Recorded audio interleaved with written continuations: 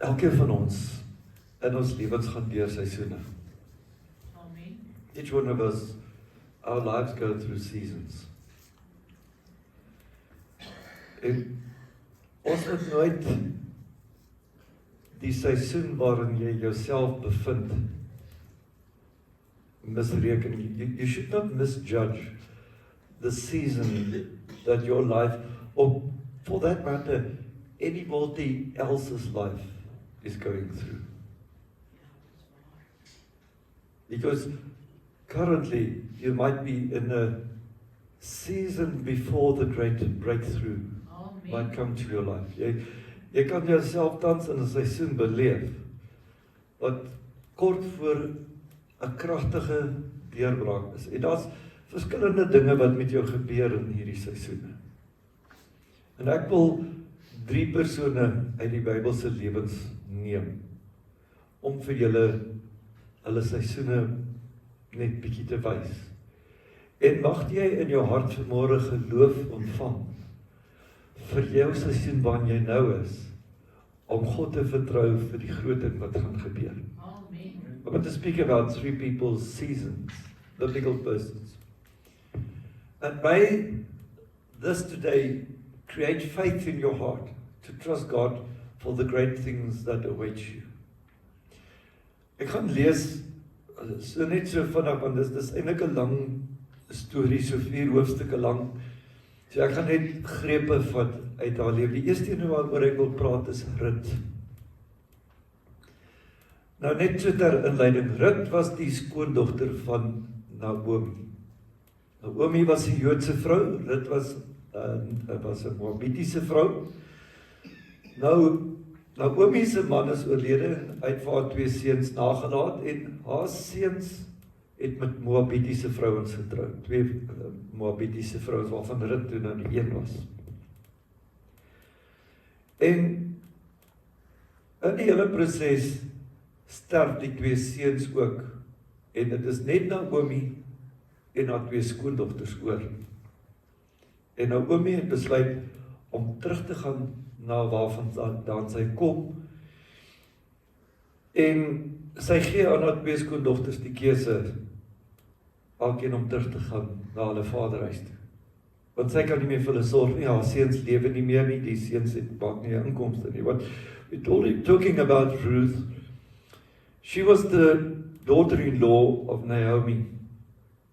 Naomi's husband died. She had 2 sons who married Moabite women. One of them was Ruth. Then the 2 men also died. Naomi's 2 sons also died, and she was left a widow without sons and with 2 daughters-in-law. And she couldn't take care of them. And then she wanted to go back to where she came from, and she told the 2 daughters-in-law that they should go back to their father's houses, because that's the tradition, the custom of the time. You go back to your father's house, your father, or if your father's not alive, your brothers or family must take care of you. However, Ruth refused. She said she will stay with her mother-in-law and go with her. Sy het geweier om en dit was dan nie maklik nie, want dis 2 vrouens, hulle het nie meer 'n man wat vir hulle sorg nie, hulle het geen inkomste nie. So die gebruik in die tyd was dat hulle dan nou maar, wanneer die mense oes langs die lande, daar waar hulle die mense wat oes, dan goed laat val. Jy weet ons praat van wat noem hulle die omvalmilies. Nou hulle het koring geoes. Dan is dit toegelaat dat die armoediges kan dit gaan optel en bymekaar maak vir kos vir hulle. The custom was during this harvest season, the poor people were allowed, when the people harvested the fields, the poor people were allowed to pick up the flower stalks or whatever that fell in the harvest process. That was left for them, so that was a way that the poor people at least could also get some fruit. So that's where we start in the book of Ruth, the second chapter. En nou vertel hy, Naomi het aan haar man se kant 'n familielid gehad, 'n vermoeiende man uit die geslag van Elimelech met die naam Boas. Rut, die Moabiet, het vir Naomi gesê, kan ek maar na die lande toe gaan en by die gerwe agter iemand wat my goedgesind sal wees, gaan are optel. Gaan maar my dogter, het Naomi haar geantwoord. Sy het toe geloop en gaan are optel in die lande agter die snyers. En dit was toe so, dat die deel van die land aan Boas uit die geslag van Elimelech behoort. Boas het juis uit Bethlehem, van Bethlehem af, daar aangekom. Die Here is met julle, groet hy toe die snyers. Die Here seën die antwoord hulle hom. Boas vra toe vir sy werker, wat toesig oor die snyers, aan wie behoort die jongvrou, verwysend na Rut. Die werker wat toesig oor die snyers antwoord hom, sy is 'n jongvrou uit Moab, wat saam met Naomi uit die gebied van Moab teruggekom het. Sy het gevra, kan ek maar are optel en bymekaar maak by die hoopies agter die snyers. Sy het gekom en is vanoggend af tot nou toe op haar voete. Hier het sy nog maar min gerus. Boas sê toe vir haar, luister my dogter, jy hoef nie in 'n ander land te gaan are optel nie. Moet self nie eers hier vandaan weggaan nie. Bly by my vroue werkers. Kyk in watter land hulle oes en volg hulle. Ek het my werkers uitdruklik beveel om jou glad nie lastig te val nie. As jy dors is, moet jy na die kruike gaan en drink wat hulle die werkers daar van wat die werkers daar skep. En dan lees jy maar die storie verder. Hoe dat die hele ding verder ontwikkel. En in hoofstuk 4 dan lees jy hoe dat Boas navraag doen, want onthou in die tyd, Bybelse tyd, het hulle 'n soort van ook 'n bruidsskat betaal en was 'n rit soort van Naomi se eiendom tipe van goed. So Boas vra toe, wat moet hy betaal as losser, iemand wat dan nou die ooreenkoms oorkoop? En hy betaal die geld vir die lossing van Rut en maak haar sy vrou.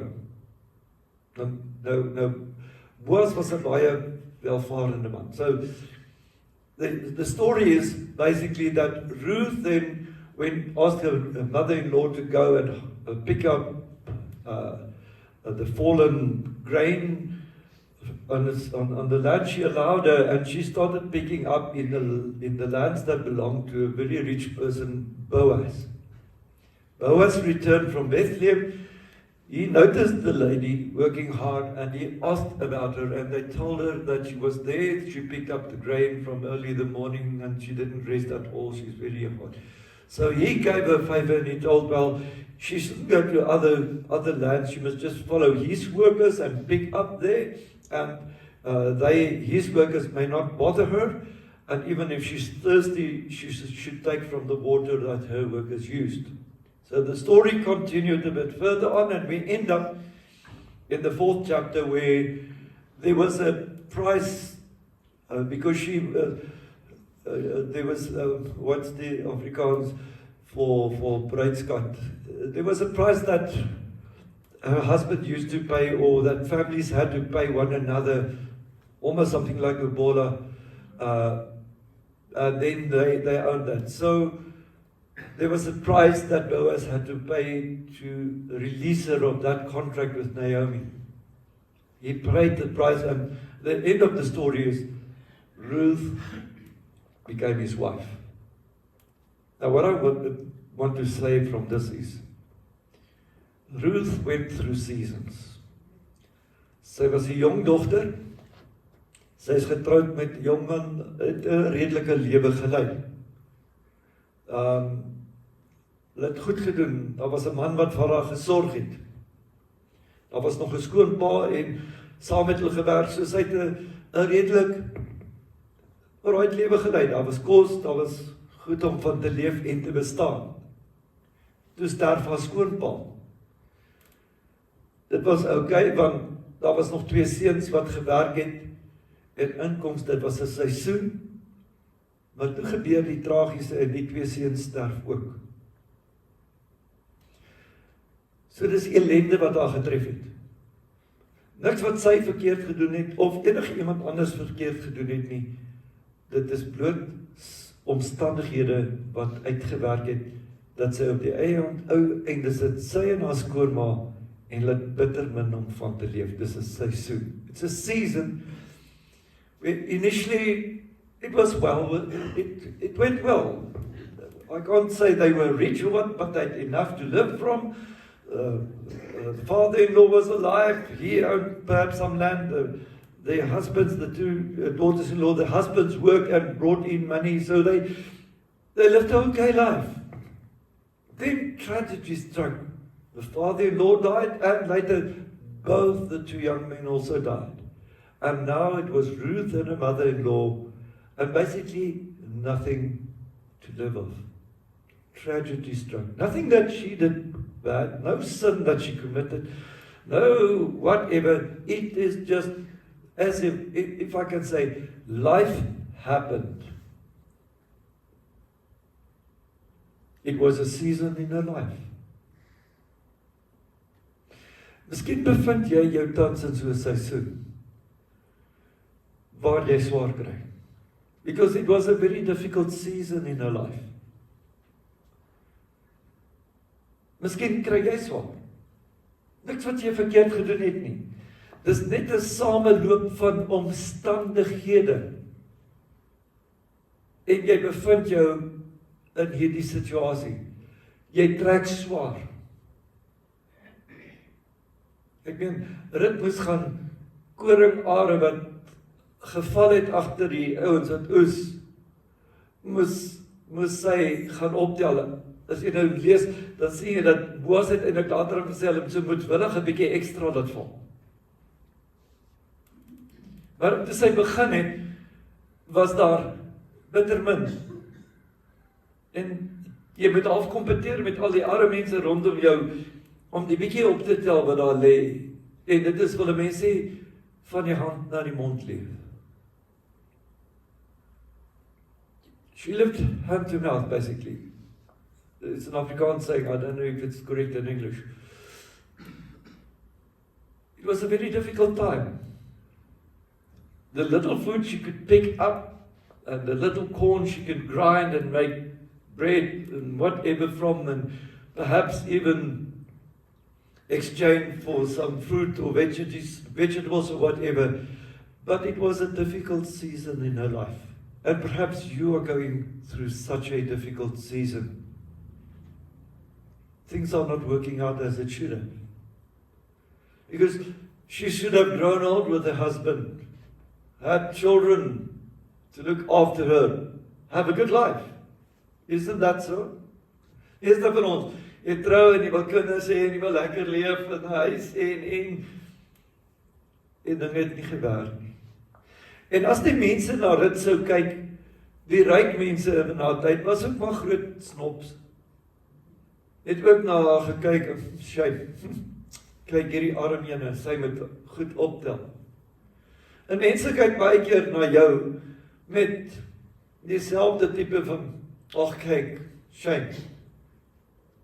En baie keer ervaar jy dit in jou lewe en jy ervaar dit as die verwerping en verstoting van mense. Many times when people look at you and perhaps the difficult season you go through and you don't have much, people can look at you in some form perhaps of disdain, if you call it that, and you can feel it as rejection, so it's a difficult time. However, one should not look to the season that Ruth had went through and determine her life on that. Because not long after that, there was a mighty breakthrough. Because God gave Ruth a favor in the heart of Boaz. He fell in love with her and he married her, and he was an extremely rich man, and all of a sudden, this poor woman that had to walk behind the other harvesters and pick up what they might let fall, was all of a sudden a very rich woman and the boss of that piece of land where she picked everything up. Jy sien as die Here in jou seisoen ingryp, verander die Here dit. Amen. Want dit is so. Aan die begin het sy nie veel gehad om te wys nie. En toe gebeur dit dat die Here in die hart van Boas guns gee. En hy lief raak vir die vrou. En hy planne maak om haar te kan trou. En waar sy een oomblik nog hierdie armoedige vrou met verslete klere was wat agter ander geloop het en dit hulle laat val het, opgetel het, is hy skielik 'n vermoënde vrou in 'n goeie huis, goeie klere en eintlik die baas van die plaas. Jou seisoen van swaar kry sal nie altyd aanhou nie. Ja, dis waar. Dis die les wat jy hier het. Die tweede persoon wat ek wil vir jou hê. So met ander woorde, kom ons vat die eerste een is 'n persoon wat in moeilike omstandighede beland het om geen rede anders as die lewe het maar net met haar gebeur. Omstandighede het gebeur en sy daar beland soos wat baie van ons is. Die tweede persoon is Dawid, wat ons almal ken. The second person was David. David was a little shepherd boy. Now he was the youngest in his family, the least important because the eldest boys were always the most important. They were those that would inherit the father's land. So he was out looking after the goats and the sheep and the cattle. And even that was a type of job what you will call was a minderwaardige werkie. What's the English word? I'm only thinking about superior.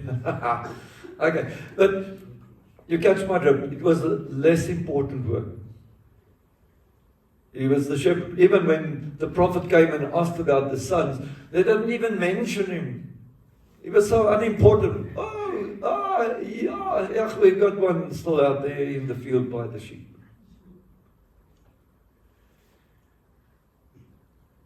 But it was a season in David's life. Dit was 'n seisoen in Dawid se lewe.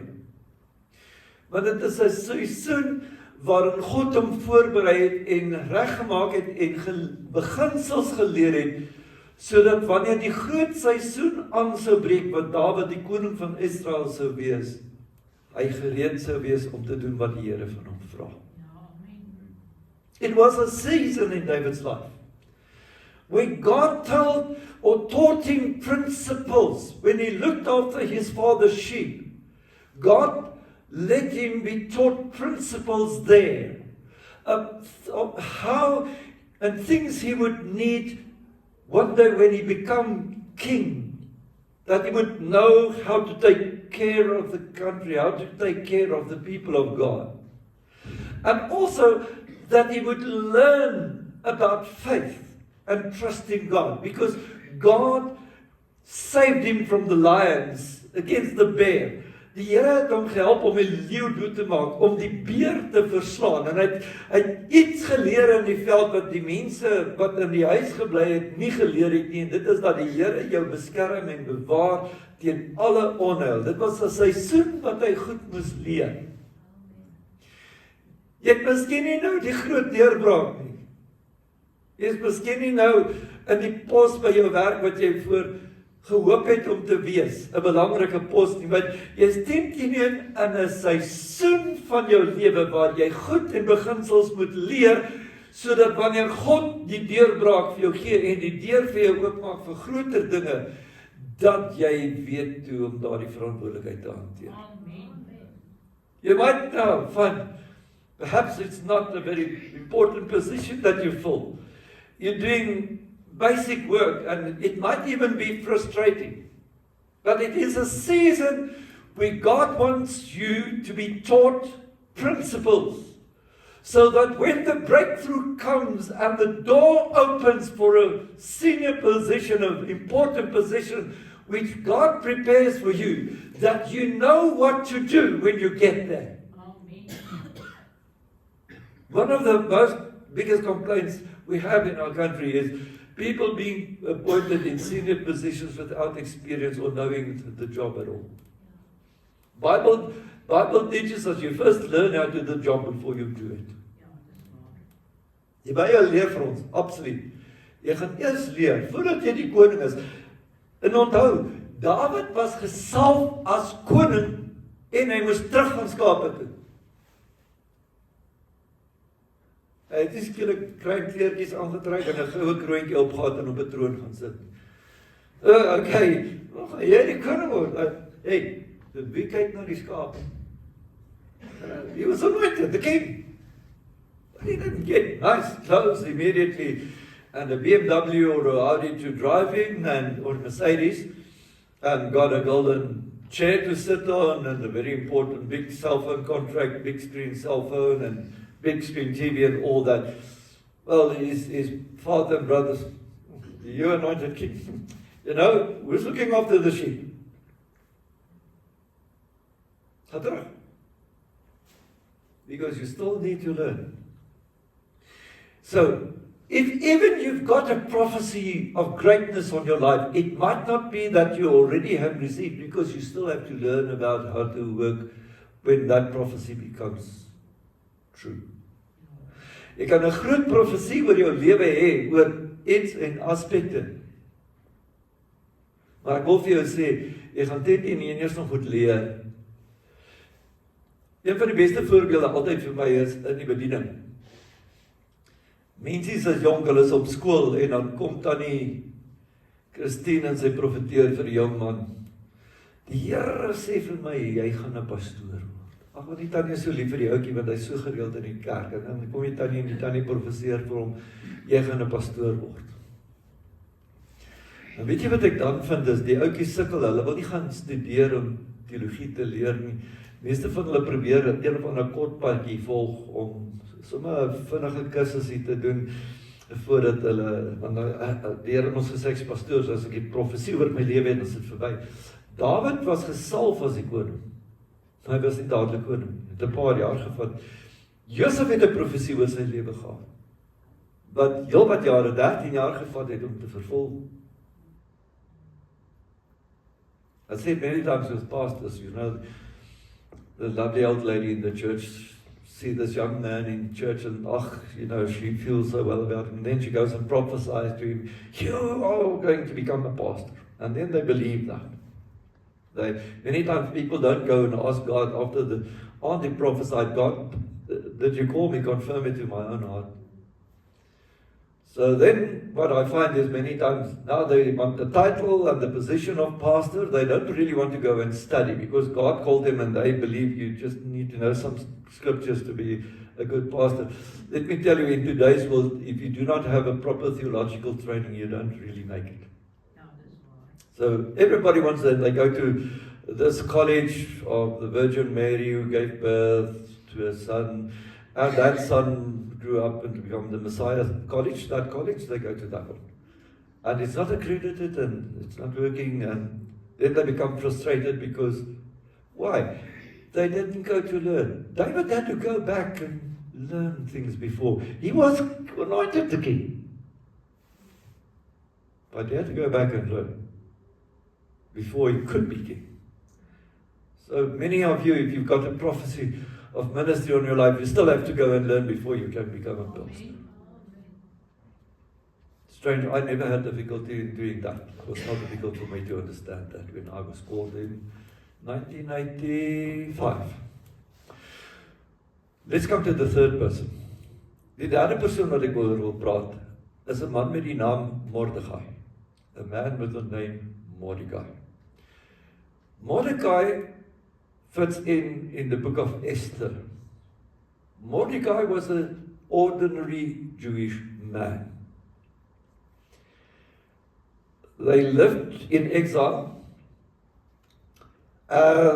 He was also a very clever Jewish man because if you remember, he prepared Esther in the process when the king was seeking out a new wife. You know, those kings, heathen kings, they also had many wives. So he was looking for a new young wife, and there was a process, and Mordecai gave guidance to Esther. But then there was a man in the king's employment who hated the Jews, and especially also Mordecai. And he was a conniving person. And he then schemed to the king to have all the Jews killed. And Mordecai heard about that. So kom ek vertel julle gou dit. In die tyd, in die boek Ester, dan lees jy van die Jode wat in ballingskap was. Daar's 'n koning, en die koning het op 'n stadium weer bietjie na 'n jonger vrou, mooier vrou gesoek. Hulle moes 'n klomp vrouens gehad, en Mordecai was 'n slimme man, en hy het 'n proses bewerk sodat Ester, die jong Joodse meisie, gekies kon word as die volgende bruid van die koning. Maar daar was 'n man in die koning, soort van die koning se tweede bevel, wat die Jode gehaat het. Dit klink nogal bekend in vandag se lewe. En hy het planne bewimpel om die Jode te laat doodmaak. So hy het toe met die koning gaan praat om 'n edikt uit te reik waarmee die Jode toe nou doodgemaak sou word, en toe, julle onthou die storie hoe dat Ester toe haarself mooi gemaak het en reggemaak het. Daar's 'n movie, One Night with the King. En hoe sy toe vir die koning gaan sê, maar ek is 'n Joodse meisie en julle gaan nou al my mense doodmaak. En toe kon die koning nie sy edikt terugtrek nie, maar toe kon die Jode hulle self verdedig. So you remember this, the movie also, One Night with the King. After that edict, the king couldn't withdraw that edict, but Esther, she beautified herself and all that, and won favor with the king, and go and spoke to the king, I'm a Jewish lady, you're going to kill all my people. And by that then, what you found is that the king said, okay, the Jews can defend themselves, and then they killed those that came to kill them. But the story did not end there. Sy was ook slim, en sy uiteindelik toe nou, jy weet, toe dit nou uitkom en die hele storie, toe het sy laat vir gesê, die koning moet nou half Mordecai erkenning gee. En hoe dat in die proses die koning vir hierdie man sê, wat kan ek doen as daar iemand is aan wie ek besondere eer wil bewys? En as onthou, trek hom 'n koninklike kleed aan en laat hom op jou chariot deur die dorp ry en almal hom eer. Want intussen het hy 'n galg aan die ander kant gebou om Mordecai op te haal. Hy was reg om Mordecai dood te maak. So what you remember the end of the story was how that the king asked this evil man, what must be done if he wants to show honor to somebody that did a good thing? And he thought it was about himself, and he wanted majestic robes and the chariot and all that. And on the side he had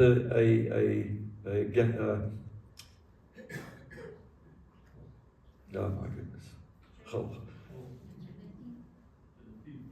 It's not a guillotine, it's in geval 'n plek waar opgaan. Okay, let's leave it there. But it was a season in the life of Mordecai. A season he experienced not because of his own doing, but because of what somebody else did to him. His life was threatened. He was going to die. So bad was that, because of what somebody else wanted to do to him, because somebody else hated him. You might currently go through a season, a bad season in your life, because of other people and what they have done to you, and the bad that they wish you. Jy gaan teen deur 'n moeilike seisoen, deur dit wat ander mense aan jou gedoen het. Mense wat nie van jou hou nie, mense wat jou sleg te wens, en mense wat goed doen om jou sleg aan te doen, jou sleg toe te wens. Dis Mordecai. Miskien is jy 'n Mordegai. Dinge gaan nie goed nie.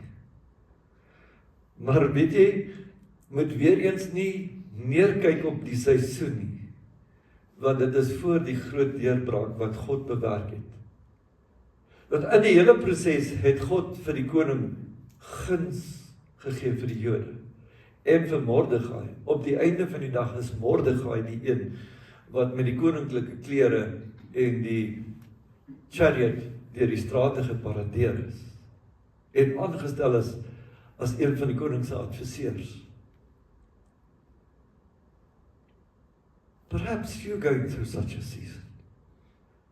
The breakthrough will be that God will vanquish you, and that those that wish you bad will most probably suffer the fate that they wish you to suffer. But the breakthrough is almost there. You should trust God. Watter seisoen is jy in? Which season are you in? Ek is vasoortuig, iemand hier is, en selfs die wat op die ding gaan luister, hier is iemand van julle wat ten minste, as nie almal van ons, iewerster in hierdie 3 seisoene inpas.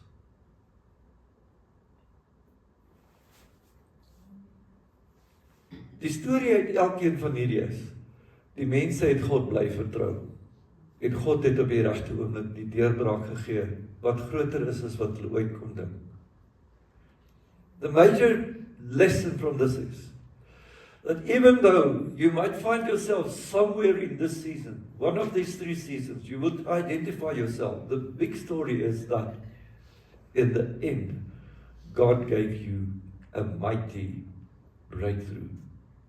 The lesson is they continued to trust God until they got the breakthrough. Believe God for your breakthrough. Vertrou die Here vanmôre dat hierdie seisoen tot 'n einde gaan kom en 'n nuwe seisoen vir jou gaan aanbreek.